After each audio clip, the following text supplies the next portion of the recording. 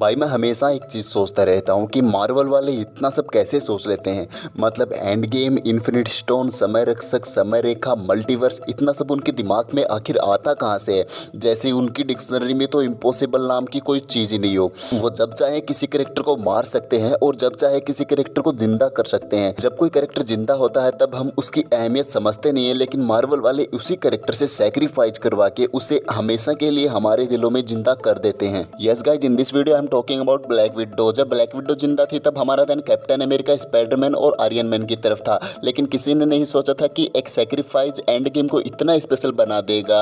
उसी सैक्रिफाइस की वजह से लोगों को ध्यान में आया कि ब्लैक विडो नाम की भी कोई चीज है। वीडियो को पूरा ध्यान से देखना क्योंकि मूवी की स्टोरी काफी ज्यादा जबरदस्त है। क्योंकि मूवी के अंदर स्टोरी के अलावा और कुछ है भी नहीं, ना ज्यादा एक्शन सीन्स और ना ही एक सुपर हीरो मूवी है। लेकिन मूवी की स्टोरी इतनी ज्यादा जबरदस्त है जो कि आपको मार्वल के और भी ज्यादा करीब ले जाएगी। Hello friends, I am Raj and your most welcome on my YouTube channel super Indian. अगर आप भी मेरी तरह ऐसी ही हॉलीवुड मूवीज के कीड़े हो तो जल्दी जाकर भाई का YouTube channel super Indian subscribe कर दो, क्योंकि मैंने ये यूट्यूब चैनल स्पेशली ऐसी ही मूवीज के रिव्यू के लिए या फिर स्टोरी ये मूवी की एक्सप्लेन के लिए लॉन्च किया हुआ है। खासतौर पर उन मूवीज के लिए जिनको अभी तक हिंदी में डब नहीं किया गया है। और एमसीयू तो मेरा फेवरेट है। अगर आप भी एमसीयू के दीवाने हो तो एमसीयू के लिए एक सब्सक्राइब तो बनता है भाई। So guys, without waste your time चलते अपनी मूवी की स्टोरी की तरफ। I am Raj and you are listening black widow story by super Indian. इस कहानी की शुरुआत होती है 1995 में, जहां पर एक टीनेजर गर्ल ओहियो की सड़कों पर अपनी साइकिल दौड़ा रही होती है।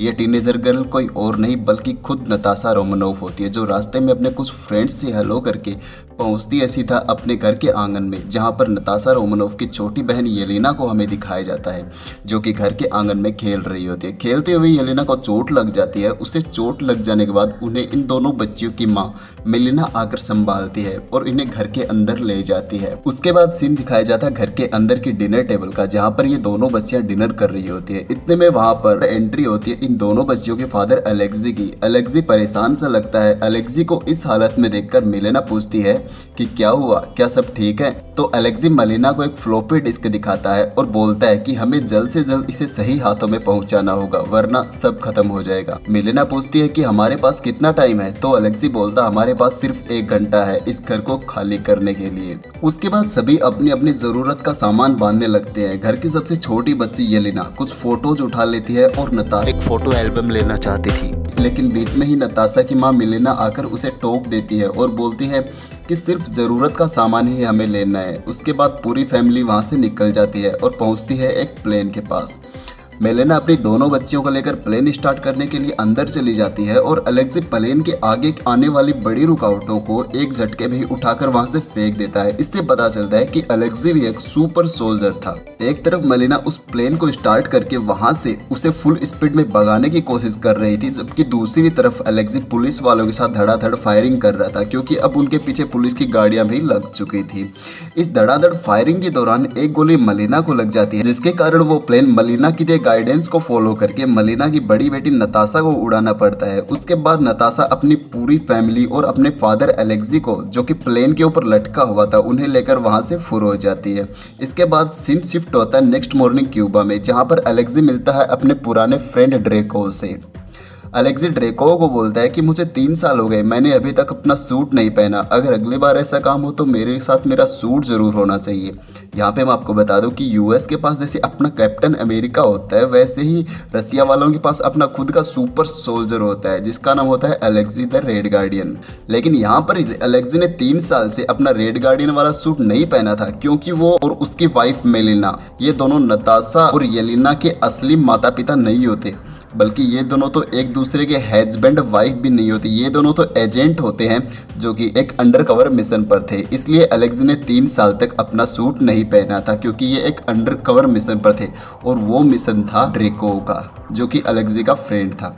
यहाँ पर अलेक्सी ड्रेको के लिए अच्छा काम तो कर रहा था, लेकिन अलेक्सी को नहीं पता था कि ड्रेको के इरादे नेक नहीं है। उसके बाद ड्रेको के सोल्जर इन दोनों बच्चियों को लेकर यहाँ से जाने लगते हैं। तभी नताशा एक सोल्जर की गन लेकर उन्हें कहती है कि तुम हमें कहाँ पर ले कर जा रहे हो। येलेना तो अभी सिर्फ 6 साल की बच्ची है। तभी अलेक्सी सामने आता है और वो उसे समझाता है कि यही तुम्हारा भविष्य है, जो होगा सही होगा। उसके बाद वो उन दोनों बच्चियों को ड्रेको के हवाले कर देता है। दूसरी तरफ इन दोनों बच्चियों की जो नकली माँ मेलिना होती है, जो फायरिंग के दौरान घायल हो गई थी, उसे भी ड्रेको के सुपर सोल्जर एक स्ट्रेचर पर लेटाकर वहां से ले जाते हैं। दरअसल ड्रेको ने येलेना और नताशा जैसी कई और बच्चियों को रेड रूम के अंदर कैद कर रखा था और वो उन सभी बच्चियों को ट्रेन करके एक ट्रेंड किलर बनाना चाहता था। उन सभी को ड्रेको ने जिस रूम के अंदर कैद करके रखा था, उस रूम का नाम था रेड रूम। पूरी दुनिया में किसी को भी नहीं पता था कि रेड रूम की लोकेशन आखिर कहाँ पर है। रेड रूम के अंदर उन सभी लड़कियों को फुर्ती वाली ट्रेनिंग, धोखाधड़ी और चालाकी जैसे स्किल सिखाए जाते थे। वो उन सभी लड़कियों को नाम देता था ब्लैक विडो। वो नताशा और येलेना के साथ भी यही करने वाला था। अब मूवी की स्टोरी बढ़ती है 21 साल आगे, जहाँ पर हमें captain America the civil war की टाइमलाइन दिखाई जाती है, जहाँ पर नताशा सोवियत कोऑर्डिनेट्स पर साइन नहीं करने और कैप्टन अमेरिका का साथ देने की वजह से भागती फिर रही थी। बीते 21 सालों में ड्रेको ने भी सभी ब्लैक विडोज के सहारे अपने कई दुश्मनों को खत्म करवा दिया था और दूसरी तरफ नताशा भी ड्रेको के चंगुल से भाग चुकी थी। वो एक अवेंजर बन चुकी थी। इस वजह से ड्रेको ने नताशा को ज़्यादा ढूंढने की कोशिश नहीं की। ओके, मूवी की कहानी फिर से कंटिन्यू करते हैं। जब कहानी 21 साल आगे बढ़ती है तो हमें सबसे पहला सीन दिखाया जाता है कि नताशा रोमानोफ एक होटल के वॉशरूम के अंदर थी, जहाँ कई सारे पुलिस वालों ने उस होटल को बाहर से घेरा हुआ था। नताशा रोमानोफ अपने मोबाइल के कैमरे से उन सभी पुलिस वालों को लोकेट कर रही थी और उनका लाइव वीडियो देख रही थी। वो उन सभी पुलिस वालों के हेड से कहती है, बोलती कि तुम यहाँ से वापस चले जाओ, खाली पीली टाइम वेस्ट मत करो, यहाँ पर तुम्हारे हाथ कुछ नहीं लगने वाला।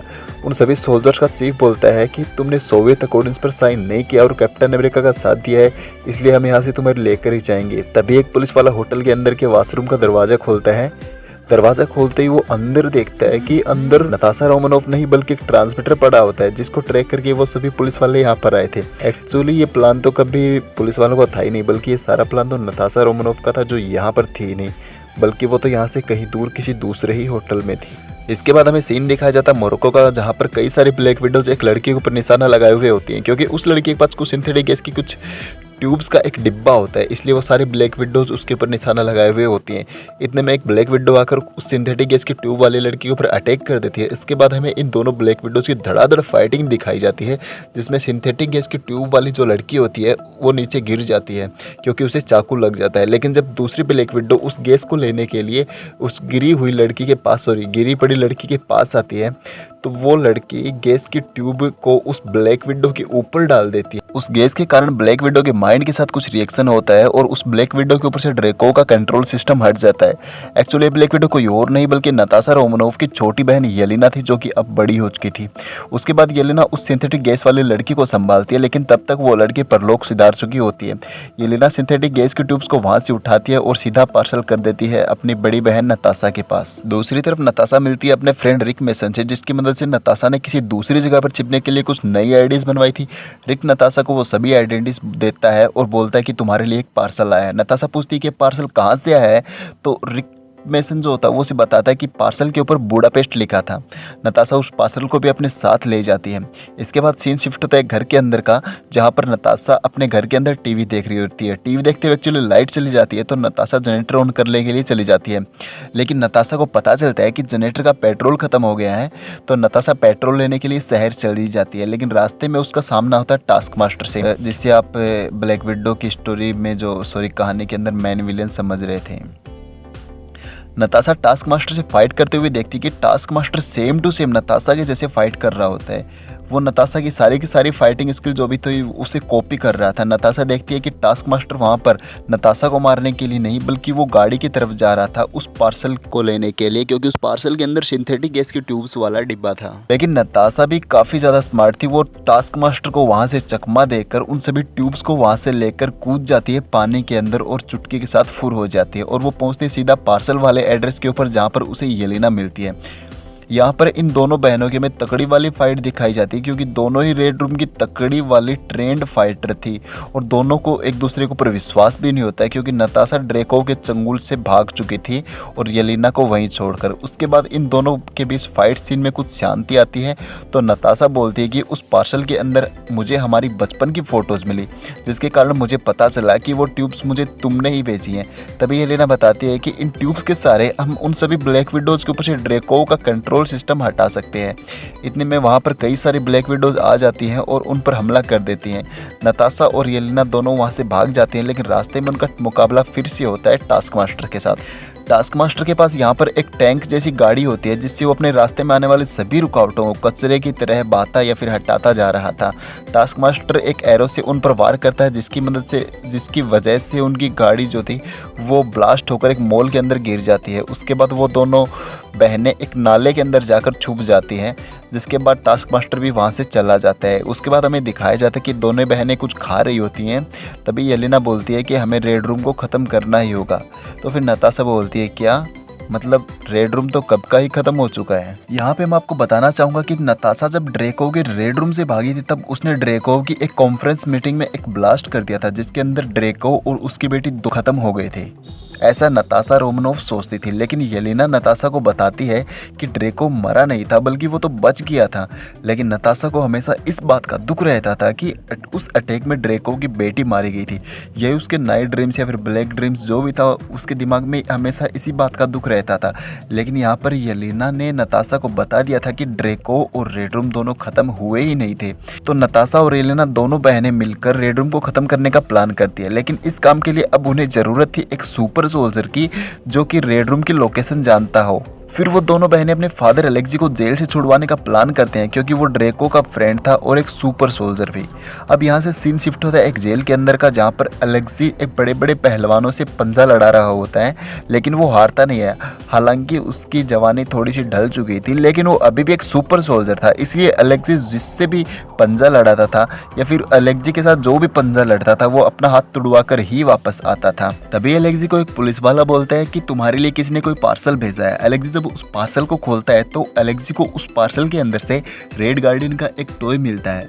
एलेक्सी जब उस टॉय को ध्यान से देखता है तो उसे उस टॉय के अंदर से एक ट्रांसमीटर मिलता है। उस ट्रांसमीटर को एलेक्सी जब अपने कान के अंदर पहन लेता है तो एलेक्सी को नताशा रोमनोफ की आवाज़ सुनाई देती है, जो कि इस जेल के ऊपर अपना हेलीकॉप्टर उड़ा रही थी। उसके बाद नताशा रोमनोफ अपने फादर को गाइड करती है और एलेक्सी उसके गाइडेंस को फॉलो करके वहाँ से उस जेल के अंदर से भागने में सक्षम हो जाता है। यहाँ पर दोनों बहनें अपने फादर एलेक्सी के ऊपर ज़्यादा प्यार नहीं दिखा रही होती हैं, बल्कि वो तो उससे रेड रूम का रास्ता पूछ रही होती हैं। लेकिन एलेक्सी बोलता है कि मुझे रेड रूम का रास्ता नहीं पता। एलेक्सी बताता है कि जब उसने 21 साल पहले येलेना और नताशा दोनों बहनों को ड्रेको के हवाले किया था, उसके बाद ड्रेको ने एलेक्सी को भी जेल के अंदर डलवा दिया था। ड्रेको सिर्फ एलेक्सी और मेलिना का यूज़ कर रहा था। उसके बाद एलेक्सी उन्हें बताता है कि मेलिना एक साइंटिस्ट थी, वो शायद रेड रूम की लोकेशन जानती ही होगी और वो अभी भी शायद रेड रूम के लिए काम कर रही होगी। उसके बाद वो सभी येलेना से मिलने के लिए चले जाते हैं, लेकिन उनके हेलीकॉप्टर में पर्याप्त मात्रा में ईंधन नहीं होने की वजह से उन्हें वो ज़मीन पर ही धड़ाम से लैंड कराना पड़ता है। उसके बाद वो सभी वहाँ से पैदल ही निकल पड़ते हैं और सीन शिफ्ट होता है एक बाड़े का, जहाँ पर मेलिना कुछ जानवरों को गाइड कर रही थी, वो उन्हें कुछ सिखा रही होती है। लेकिन जब उसे पता चलता है कि उसके बाड़े की तरफ कोई अननोन पर्सन या फिर कोई आ रहा है, तो अपने सभी जानवरों को सेव करके एक बंदूक लेके आती है और वो देखती है कि उसके सामने उसकी नकली फैमिली आ रही है, तो वो अपनी फैमिली को अपने घर के अंदर ले जाती है। नताशा रोमनोफ को उस घर के अंदर वो पेंटिंग मिलती है जिसे वो बचपन में अपना घर छोड़ते टाइम अपने साथ ले जाना चाहती थी। दूसरी तरफ एलेक्सी भी हमेशा की तरह कोई फनी सीन क्रिएट कर रहा था। इतने सालों में वो काफ़ी ज़्यादा मोटा हो गया था, इसलिए वो सभी को दिखाना चाहता था कि वो अभी भी एकदम फिट है। इसलिए वो रेड गार्डियन वाला सूट पहन के आता है और वो सभी को दिखाता है कि मैं अभी भी तकड़ा, एकदम फिट, एकदम ही बढ़िया, मतलब मस्त लेवल वाला हूँ। यहाँ पर येलेना को इतने सालों बाद पता चल रहा था कि वो सभी उनकी रियल फैमिली नहीं बल्कि उसकी नकली फैमिली थी, इसलिए वो अलग एक रूम के अंदर चली जाती है और रोने लगती है। तभी एलेक्सी येलेना को मनाने के लिए उसके पीछे चले जाता है, लेकिन येलेना बोलती है कि मैं यहाँ पर अकेली रहने के लिए आई हूँ। तो वहाँ पर एलेक्सी येलेना को अपनी कोई स्टोरी सुनाकर उसे हंसाने की कोशिश करता है। एलेक्सी येलेना को बताता है कि बचपन में मैं अपने फादर के साथ कहीं बर्फ़ की जगह पे, बर्फीली जगह पर घूमने के लिए गया था। वहाँ पर मेरे हाथ एकदम से सुन्न हो गए थे। तभी मेरे फादर ने मेरे हाथों के ऊपर सुसु कर दिया था, जो कि 45 डिग्री गर्म था, जिसके कारण मेरे हाथ जो वापस से नॉर्मल हो पाए। इस जोक के ऊपर येलेना को हंसी आ जाती है। दूसरी तरफ नताशा मेलिना से रेड रूम की लोकेशन पूछती है, लेकिन मेलिना बोलती है कि माफ़ करना, मैंने तुम सबके आने की खबर पहले ही रेड रूम को दे दी है। उसके बाद वहाँ पे कुछ सोल्जर आते हैं जो कि पूरी फैमिली को वहाँ से ले जाते हैं एक हेलीकैब के अंदर, जो कि एक चलता फिरता रेड रूम होता है। यहाँ पे हमें पता चलता है कि रेड रूम का इतने सालों से किसी को इसलिए नहीं पता चल पाया था क्योंकि रेड रूम जो था वो धरती के ऊपर था ही नहीं, बल्कि वो तो रडार से भी ऊपर स्पेस के अंदर था। इसलिए रेड रूम की लोकेशन का किसी को भी पता नहीं चल पाया था। उसके बाद हमें सीन दिखाया जाता है उस हेलीकैब के अंदर का, जहाँ पर ड्रेको मेलिना के साथ कुछ बातें कर रहा होता है, लेकिन उसे पता चल जाता है कि ये कोई असली मेलिना नहीं बल्कि ये तो नकली मेलिना है। इसलिए वो मेलिना के फेस के ऊपर से मास्क उतारता है। यहाँ पे ये मेलिना ने एक होलोग्रामिक मास्क पहन रखा था, और मैं आपको बता दूं कि ये होलोग्रामिक मास्क का प्रयोग पहले भी मार्वल की मूवीज़ के अंदर किया जा चुका है। जब वो मेलिना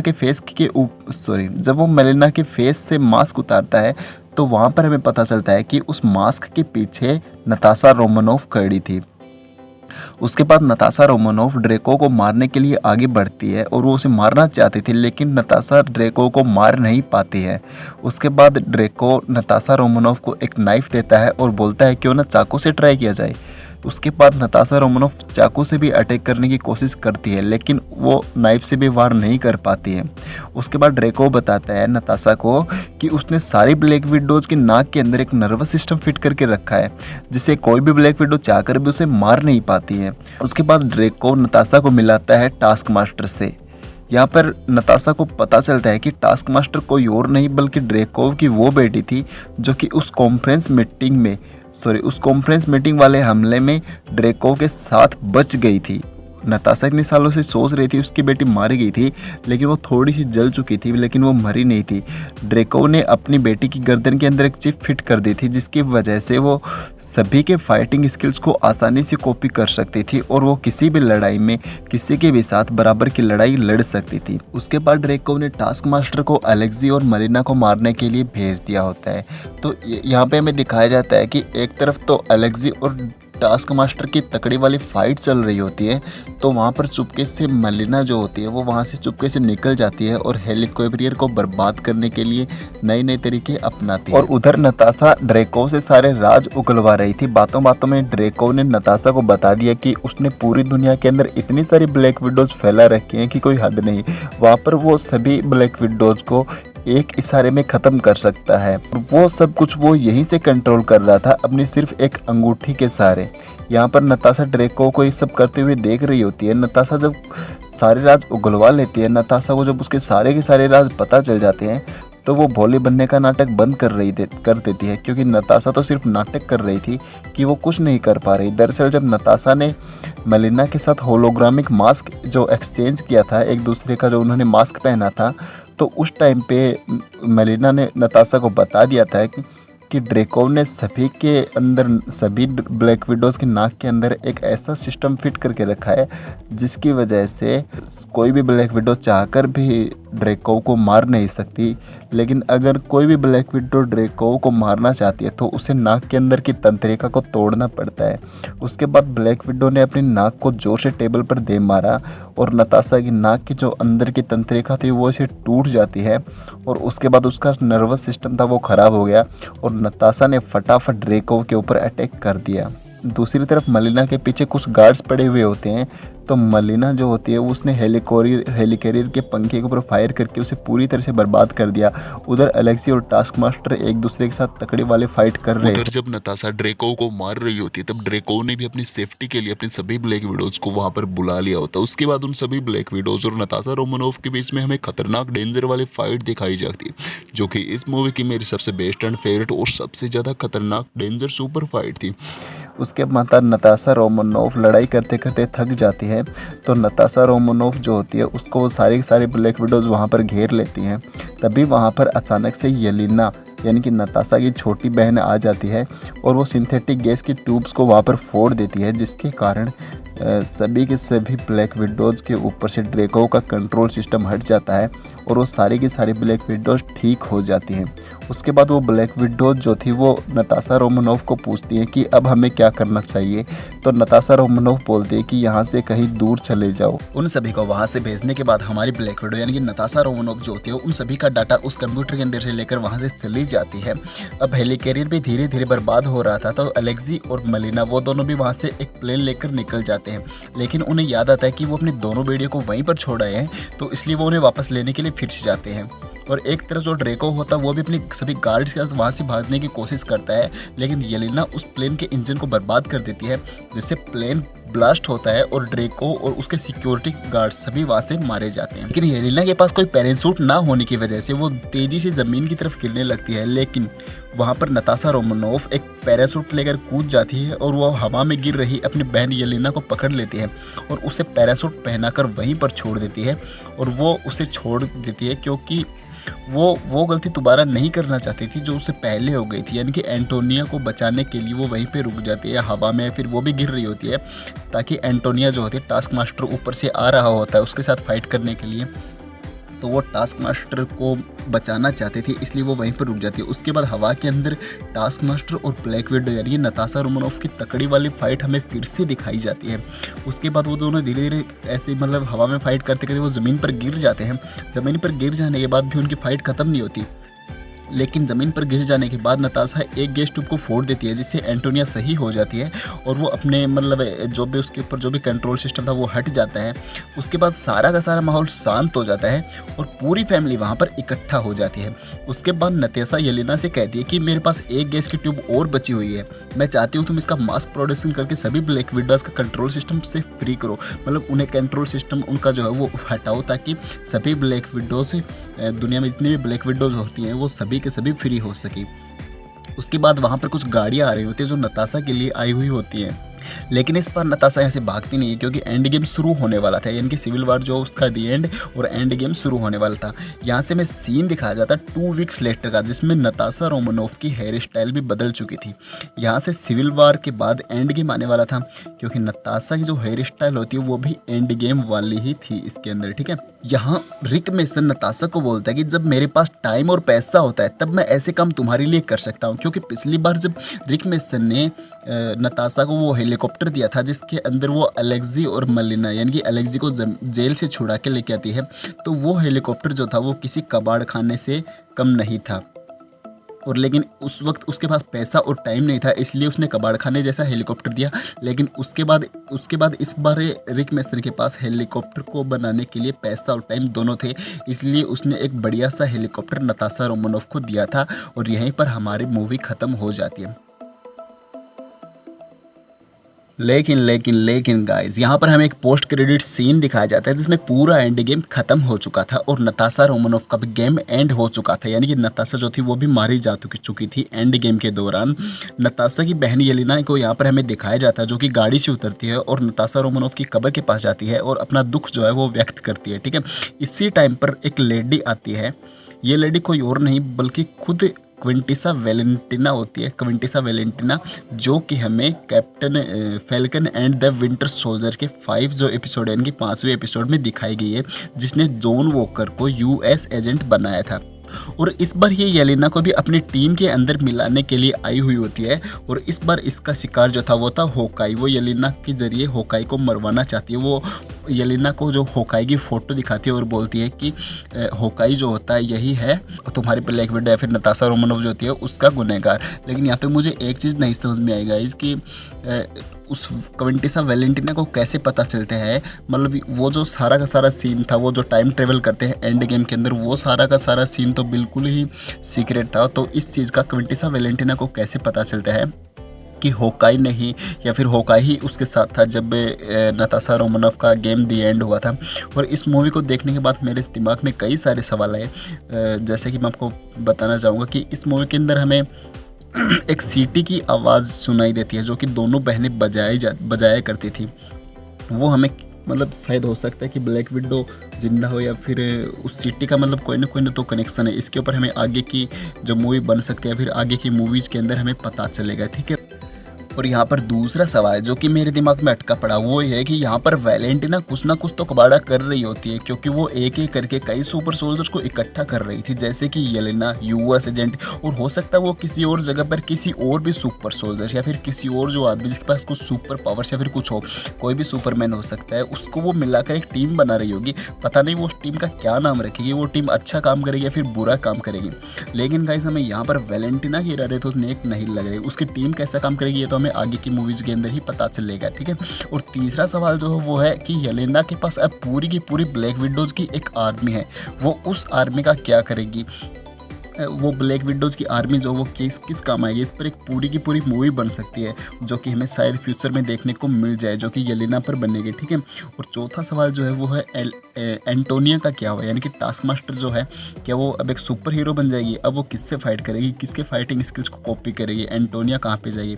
और नंबर 5 का जो सवाल है वो मेरे दिमाग में काफ़ी ज़्यादा खटक रहा है, क्योंकि अगर नताशा की मौत का बदला वैलेंटिना के इशारे पर अगर येलेना लगी तो फिर रिक मेसन का क्या होगा, वो कहाँ पे जाएगा, क्या उसका कैरेक्टर यहीं तक था। अगर मतलब इतना छोटा कैरेक्टर दिखाना था तो फिर इस कैरेक्टर को ऐड ही क्यों गया, ठीक है। मतलब उसके कैरेक्टर का भी कोई न कोई तो अहम यानी कि मुख्य रोल होगा ही होगा। तो बस ये 5 सवाल है, ये मेरे दिमाग के अंदर खटके हुए हैं। अगर आपके पास जवाब है तो कमेंट सेक्शन में मुझे ज़रूर बताना। And thanks for watching video, support me guys.